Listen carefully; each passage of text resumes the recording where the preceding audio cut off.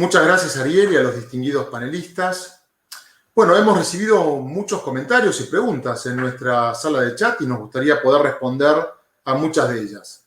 Para eso invitamos a Mariano Álvarez Wagner, del Comité Intergubernamental de la Hidrovía, quien moderará este espacio. Adelante, Mariano, por favor. Muchas gracias, Roberto. Hemos recibido un gran número de preguntas con la intención de cubrir todas las inquietudes que han manifestado a través de las distintas redes, a través de las que se está proyectando el taller. Hemos tratado de agruparlas y tratar de responder integralmente a las más representativas. Empezaría por una pregunta para Miguel Moyano, el secretario ejecutivo de ARPEL, la Asociación Regional del Sector Petróleo, Gas y Biocombustibles en América Latina y el Caribe.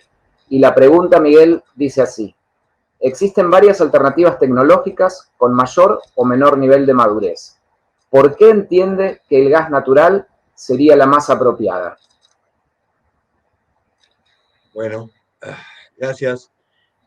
Nosotros creemos que el gas natural posee una serie de características que lo hacen más atractivo para su desarrollo en nuestra región. Y eso lo destaca el informe de Ola David. El primer aspecto relevante es la madurez de la tecnología. Hoy en día toda la tecnología necesaria para hacer la conversión está disponible en el mercado y ya ha sido probada en otras regiones. Incluso tenemos un ejemplo muy cercano y exitoso de propulsión a gas natural que ofrece el servicio del ferry entre Montevideo y Buenos Aires.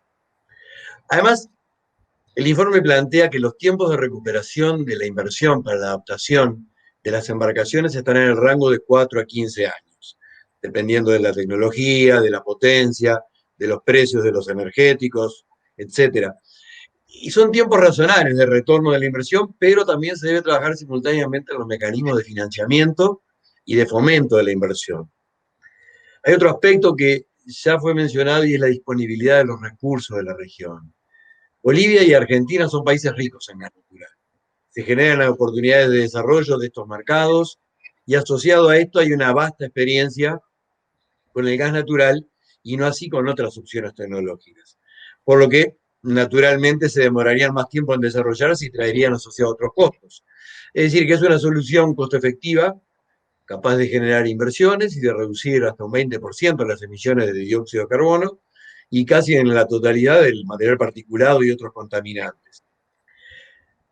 Como bien plantea el informe, el desarrollo del gas para el abastecimiento de buques en la hidrovía se alinea con las iniciativas de abastecimiento y distribución de gas natural licuado que ya están en marcha, por ejemplo, en la Argentina. Por lo tanto, las inversiones en infraestructura específica para este proyecto, serán acotadas porque se van a enmarcar en un proyecto mayor, lo cual hace que esta opción tenga ventajas competitivas frente a otras alternativas energéticas de sustitución, debido al desarrollo relativo que ya tiene el gas natural en la región. Y hay un punto final que me gustaría rescatar. Todos sabemos que la innovación va a ser clave para lograr la transición hacia una economía baja en carbono, y aquí entramos en un terreno ya estratégico en el que hay por lo menos dos escuelas. Una alternativa es que las políticas gubernamentales destinadas a reducir las emisiones de gases de efecto invernadero, que están asociadas al consumo energético, por supuesto, respeten la neutralidad tecnológica, invitando a la competencia y a la innovación en el sector privado y al mercado, en vez de dar una ruta específica para lograr el objetivo final.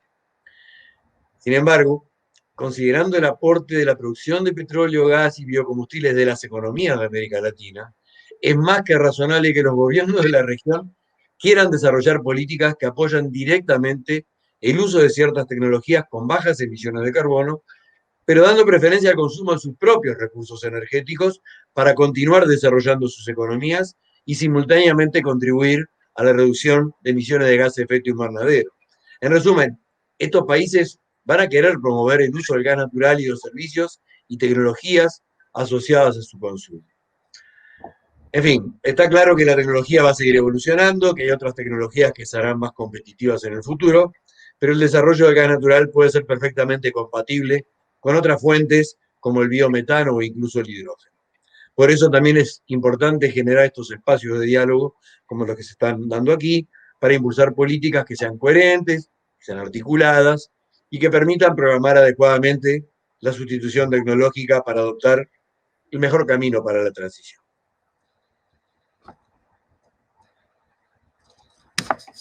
Muchas gracias, Miguel. Creo que tu respuesta echa luz a una pregunta que se manifestó de varias formas y es reiterada a través de todas las redes a través de las que estamos transmitiendo. Paso a otra pregunta para Jorge Chicharelli, consultor especialista para el Banco Interamericano de Desarrollo y para OLADE. Y la pregunta dice así, Jorge. En tu exposición de hoy mencionaste que el volumen de combustible búnker consumido en la hidrovía y potencial a ser reemplazado no llega a los 100.000 metros cúbicos al año.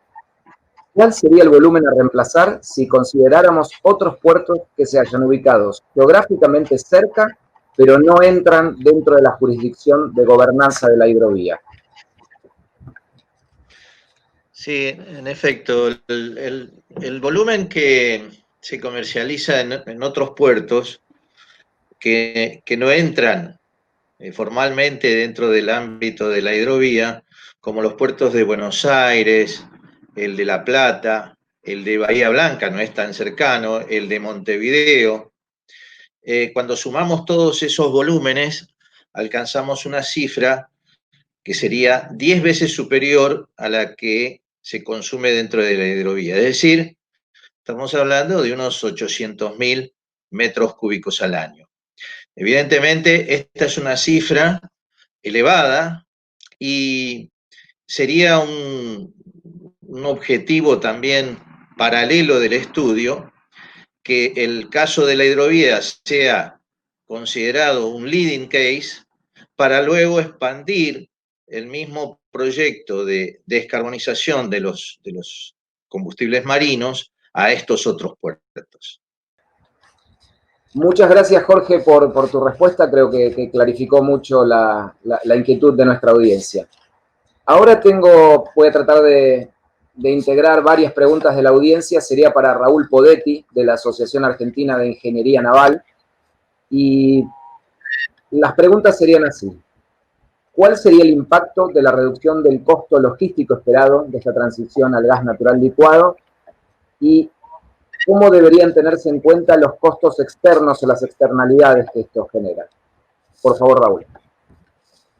Bueno, muchas gracias y efectivamente me alegro que las hayan combinado porque realmente son dos temas que están absolutamente relacionados.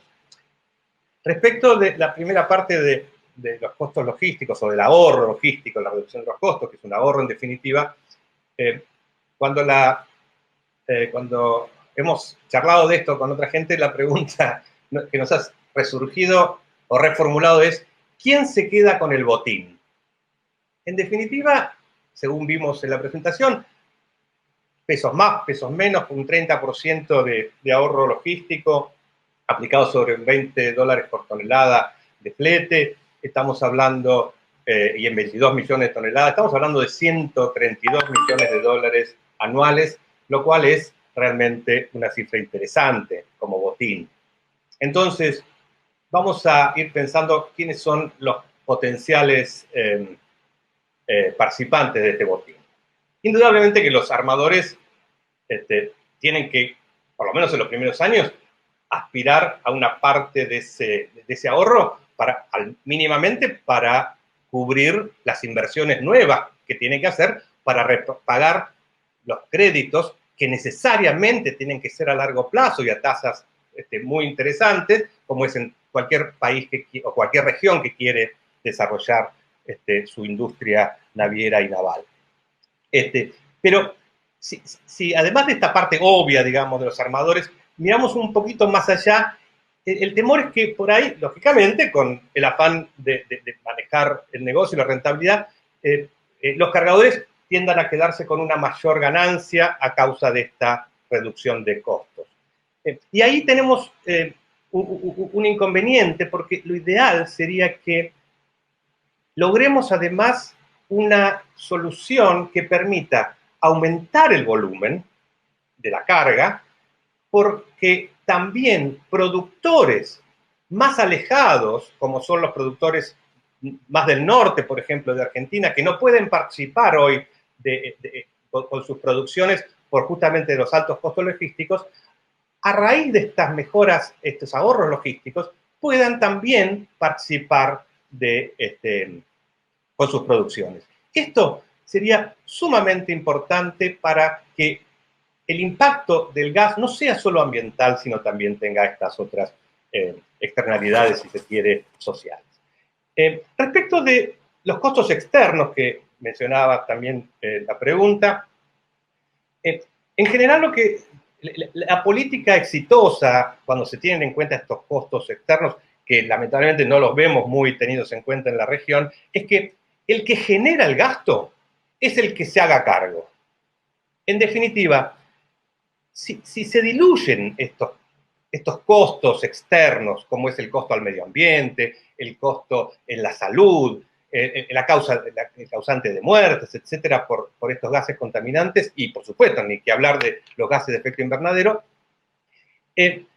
si se diluyen entre toda la población, pasa lo que pasa siempre con las cosas que son de todos. Parecen que no son de nadie. Y si no son de nadie, nadie se hace cargo. Bueno, justamente, la clave acá es conocerlos muy bien y ser la base de los sistemas de incentivos y desincentivos de ciertas actividades.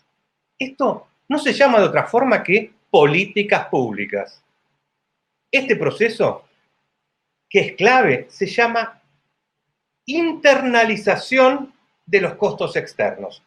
Y no que signifique otra cosa más que hacer que los transportistas, por ejemplo, en este caso que estamos hablando, pasen a tener en cuenta dentro de su matriz de costos internos también los costos que nos generan al resto de la sociedad por no tomar las decisiones más ambientalmente correctas. Esto va a generar una muy fuerte demanda del transporte fluvial, porque si aplicamos esto no solamente al caso del cambio del diésel al GNL, sino también al impacto diferencial que tiene el transporte terrestre ambientalmente respecto de la hidrovía, encontraremos que es muy obvio que las políticas públicas deben, de una vez por todas, después de muchísimos años sin que ocurriesen del todo, ayudar a que efectivamente, y no digo ayudar, perdón, orientar a que efectivamente el transporte terrestre que podría hacerse por la hidrovía se haga por la hidrovía. Y eso nunca va a ocurrir si se desconocen o se tapan los costos externos. El que genera el costo para la sociedad debe hacerse cargo de ellos. Y eso se hace con incentivos y desincentivos, y son los gobiernos quienes deben tener esto en cuenta en sus políticas. Espero haber respondido.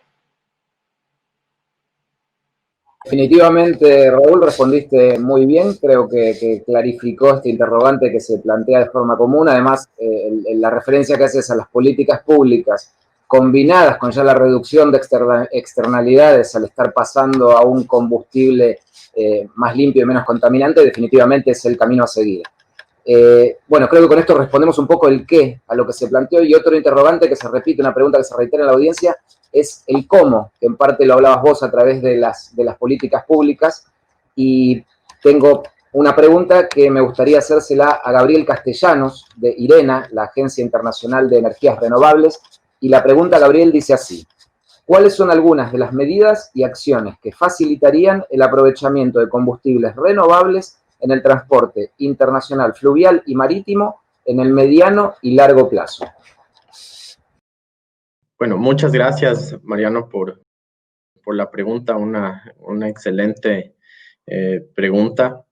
Y bueno, digamos, en la actualidad, combustibles renovables como son los biocombustibles ya se vienen usando, digamos que de manera inmediata. Lo obvio sería asegurar que estos biocombustibles se produzcan de manera sostenible, pero ya en el mediano largo plazo, es decir, en el periodo 2030-2050, actualmente la discusión global se centra en el aprovechamiento de electrocombustibles como amonio, metanol, producidos a partir de hidrógeno verde. En ese sentido, el hidrógeno verde será el pilar de la descarbonización total en el largo plazo. Si bien los aspectos técnicos y financieros sobre cómo descarbonizar el sector de transporte marítimo debe seguir siendo explorado, también será crucial tener en cuenta el volumen de electrocombustibles que se requeriría para el 2050 y las implicaciones que dichos volúmenes tendrían en términos de capacidad de energía renovable e inversiones. Dentro de esta tarea, será crítico tener un mayor entendimiento sobre las dinámicas y drivers ligados a demanda de energía del transporte fluvial y marítimo internacional. Es decir, se debe invertir esfuerzos en planificación energética que tengan como eje central el transporte fluvial y marítimo de carácter internacional. Dentro de este proceso de transición energética en el sector, además de asegurar la disponibilidad de combustibles renovables, será también importante entender el estatus de desarrollo de las tecnologías de conversión. Al respecto, es del caso destacar que 2 de los fabricantes de motores para embarcaciones más importantes del mundo ya están trabajando en el desarrollo de un motor a base de amonio y se espera que esta tecnología esté disponible aproximadamente en el 2025. Dentro de esta transición, además, será crítico proponer medidas y tomar precauciones orientadas a evitar dinámicas o situaciones de activos varados o stranded assets, como se conoce en inglés.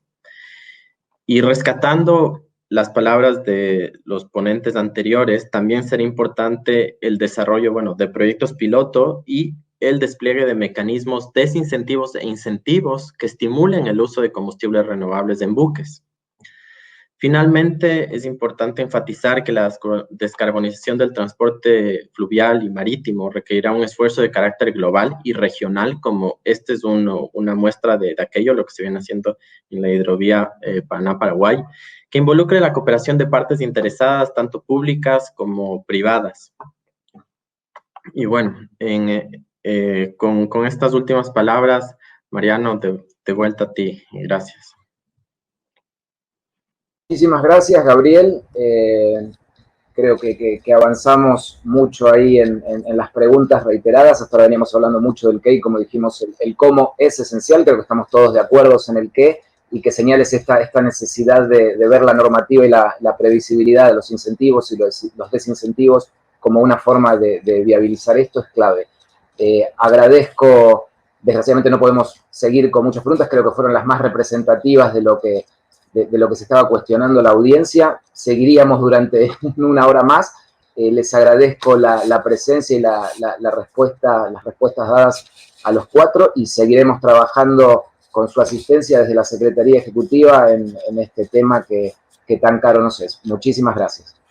Muchas gracias, Mariano, y agradecemos mucho a la audiencia por las preguntas y comentarios recibidos.